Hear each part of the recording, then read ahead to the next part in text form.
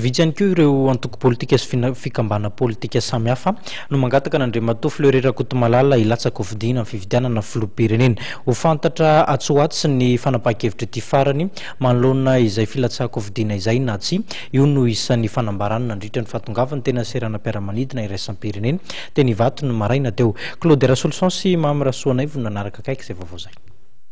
Ny gadona teny amin'ny seranam-piaramanidina Ivato ny maraina teo Andriamatoa Fleury Rakotomalala mpandraraha angatahany vondrona sy antoko maro hilatsaka amin'ny fifidianana filoham-pirenena raha tsy laza fa tsy ny KMD, ny antoko tafa sy ny antoko amin'ny izay samy nahitana solotena avokoa nandritry ny fitsenana azy teny Ivato.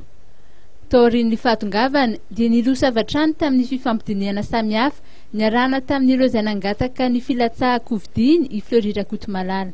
Tsy fampidiniana daholo ny zavatra rehetra ary tsy maintsy misy ny teny fanarahana sy ny tandrona otratrarina noreto ka miakina amin'izay ary tsy maintsy fampiresaka aloha zay ditanareo amin'izao ora zao fa amin'ny fito latsaka fatelony dia fanao dinikasy zay dia hojerenao fa tsy maintsy mandeha aloha ny négociation sy ny pourparler fa tsy hoe tonga dia anaiky fotsiny avy hatrany.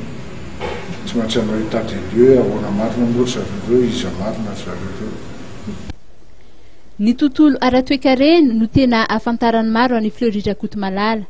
Fantatra koa izy eo amin'ny tontolon'ny fanatanjahantena raha tsy laza fa tsy ny taranja handball sy tennis ary ny resaka sosialy sy fampandrosoana. Tsy tena mpanao politika izy hatr'izay fantany tsara nefa ny fomba fanaovana politika eto amin'ny firenena izay voalazany fa mahamenatra ary mila fiovana. Andrasana tsy ho ela arak'izany ny fanapahakevitra ity farany.